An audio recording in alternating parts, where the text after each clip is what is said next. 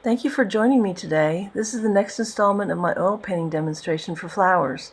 This particular clip involves me painting orchid buds. The session after this will show me painting the petals of the open flowers. I worked on both areas of the painting on the same day, but I'd rather have shorter videos for each session. Leave me a comment if you're enjoying the series. Subscribe if you're interested in this demonstration so you don't miss a single paint stroke.